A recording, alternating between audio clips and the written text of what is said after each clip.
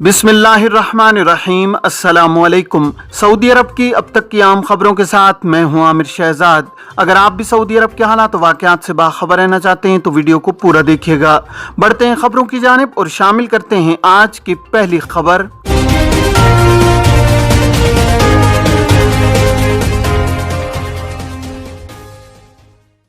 करंतना की खिलाफ वर्जी पर 2 बरस कैद, 2 लाख रियाल तक जुर्माने की सजा। महकमा अमन आमा ने कहा है कि होटल करंतना या आइसोलेशन की खिलाफ वर्जी पर 2 बरस तक कैद और 2 लाख रियाल तक जुर्माने की सजा होगी।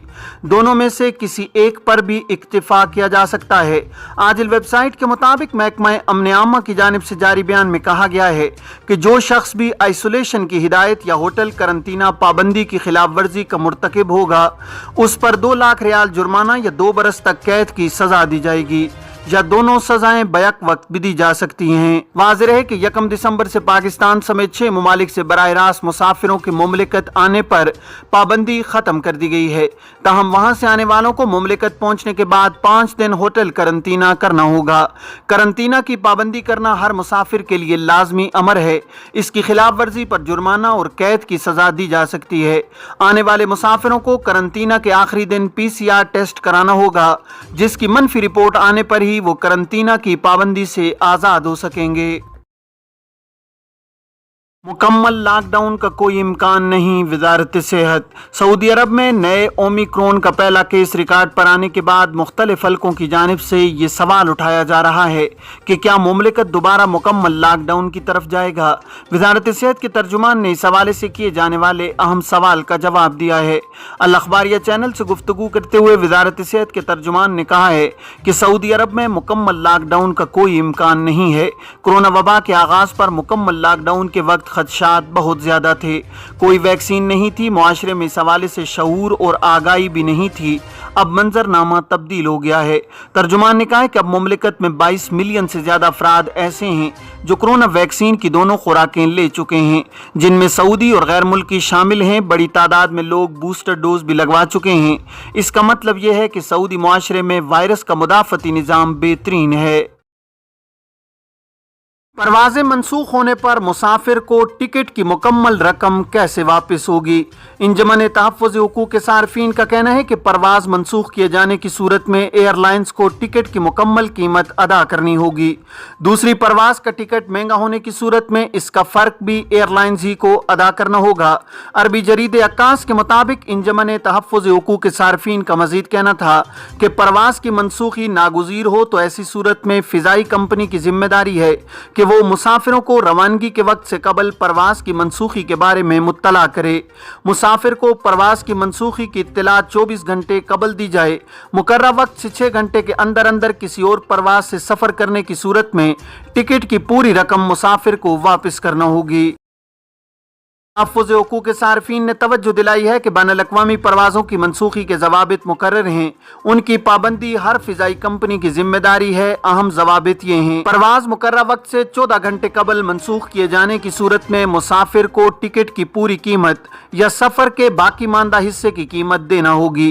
गैर इस्तेमाल शुदा टिकट की 100% कीमत भी अदा करना होगी। मुसाफिर को मुकर्रर वक्त से कम अज़ कम 24 घंटे और ज़्यादा से ज़्यादा 14 रोज़ कबल तक परवाज़ की मनसूखी की इत्तला देने की सूरत में मुसाफिर को इख्तियार होगा कि वो परवाज के मुकर्रर वक्त से 24 घंटे के अंदर अंदर मुतबादिल परवाज से सफर करे या टिकट वापस कर दे। ऐसी सूरत में टिकट की पूरी कीमत अदा की जाएगी और 50% हर्जाने का इस्तेहकाक भी होगा।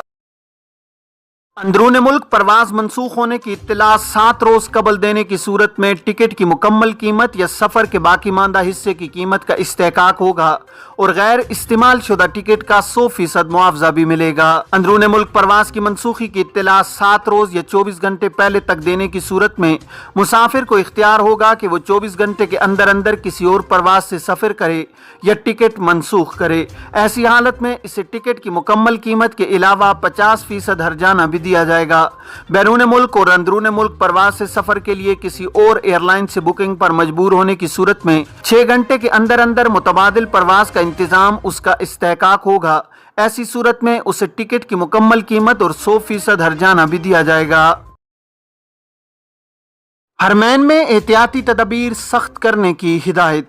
حرمین شریفین انتظامیہ کے سربراہ اعلیٰ شیخ ڈاکٹر عبد الرحمن السدیس نے سعودی عرب میں نئے کرونا اومیکرون کا پہلا مریض ریکارڈ پر آنے کے بعد مسجد الحرم اور مسجد نبوی میں حفظان صحت کے سخت انتظامات کی ہدایات جاری کر دی ہیں۔ آج ویب سائٹ کے مطابق ڈاکٹر السدیس نے انتظامیہ کے عہدیداروں سے کہا ہے کہ وہ متعلقہ اداروں کے تعاون سے زائرین کی صحت و سلامتی کو یقینی بنائے رکھنے اور وائرس کی نئی شکلوں کو پھیلنے سے روکنے کے لیے انتظامات کو مزید بہتر کیا جائے۔ ڈاکٹر السدیس نے تاکید کی ہے کہ کورونا سے بچاؤ کے لیے مقرر حفاظتی تدابیر پر سختی سے عمل درآمد کرایا جائے تاکہ کسی قسم کی مشکل صورتحال میں مبتلا نہ ہوں۔ ہم وطن کے پاکستانی قاتل کی سزائے موت پر عمل درآمد۔ سعودی وزارت داخلہ نے کہا ہے کہ ایک پاکستانی شہری کو ہم وطن کے قتل کا الزام ثابت ہونے پر جمعرات کے روز ریاض میں موت کی سزا پر عمل درآمد کر دیا گیا ہے۔ سعودی خبر رساں ایجنسی SPA نے وزارت داخلہ کی جانب سے جاری بیان کے حوالے سے کہا ہے کہ پاکستانی شہری سید یاسر علی نے اپنے ہم وطن عبد الرحمن محمد عباس کو چھری سے تابڑ توڑ حملے کر کے ہلاک کر دیا تھا۔ وزارت داخلہ کا کہنا ہے کہ سید یاسر علی واردات کر کے فرار ہو گیا تھا، جسے پولیس نے تلاش کر کے گرفتار کرنے کے بعد فوجداری کی عدالت میں پیش کیا۔ عدالت نے قتل کا الزام ثابت ہو جانے پر اسے جان کے بدلے جان کے اسلامی قانون کے بموجب موت کی سزا سنا دی تھی۔ اپیل کورٹ اور پھر سپریم کورٹ نے فوجداری عدالت کے ابتدائی فیصلے کو برقرار رکھا، جبکہ آخر میں ایوان شاہی نے عدالتی فیصلے پر عمل درآمد کا فرمان جاری کر دیا تھا، جسے جمعرات کو ریاض شہر میں نافذ کر دیا گیا ہے۔ بیرون مملکت سے آنے والے عمرہ زائرین کتنے دن قیام کر سکتے ہیں؟ سعودی عرب میں وزارت حج عمرہ نے کہا ہے کہ بیرون مملکت سے آنے والے عمرہ زائرین سعودی عرب میں 30 روز تک قیام کر سکتے ہیں، جو عمرہ ویزا کی میعاد ہے۔ عکاظ اخبار کے مطابق وزارت حج عمرہ نے بیان میں کہا ہے کہ وزارت صحت کے مقرر کردہ ضوابط کے مطابق عمرہ زائر کی عمر 18 برس اور اس سے زیادہ ہے۔ جو لوگ 18 برس یا اس سے زیادہ عمر کے ہوں گے وہی عمرہ پر آ سکیں گے۔ بیان میں کہا گیا ہے کہ 18 برس سے کم عمر کے افراد کو عمرہ پر آنے کی اجازت نہیں ہے۔ وزارت حج عمرہ نے بتایا ہے کہ جن ممالک سے عمرہ پر آنے کی اجازت دی گئی ہے، وہاں سے آنے والے عمرہ زائرین کے لیے ضروری ہوگا کہ وہ مملکت میں منظور شدہ ویکسین کی دونوں خوراکیں لیے ہوئے ہوں۔ بیان میں مزید لکھا گیا ہے کہ جو لوگ دونوں خوراکیں لیے ہوئے ہوں گے انہیں براہ راست عمرہ کرنے کی اجازت ہوگی۔ مملکت پہنچنے پر انہیں ہوٹل قرنطینہ کی پابندی نہیں کرنا ہوگی۔ جوازات سے ایک شخص نے دریافت کیا ہے کہ اقامہ کی تجدید کے لیے ایکسپائر پاسپورٹ سے اقامت تجدید ہو سکتا ہے یا نہیں۔ سوال کا جواب دیتے ہوئے جوازات کا کہنا تھا کہ اقامہ کی تجدید کے لیے لازمی ہے کہ نئے پاسپورٹ کی انٹری جوازات کے سسٹم میں کرائی جائے۔ ایکسپائر پاسپورٹ پر اقامہ کی تجدید نہیں کرائی جا سکتی۔ جوازات کے کمپیوٹر میں ایکسپائر پاسپورٹ کی صورت میں اقامہ تجدید کی کارروائی از خود رک جائے گی۔ خیال رہے کہ اقامہ کی تجدید کے لیے سب سے پہلے مطلوبہ مدت کے حساب سے مقررہ فیس ادا کی جاتی ہے، جس کے بعد ابشر یا مقیم پورٹل سے تجدید کی کارروائی مکمل کی جاتی ہے۔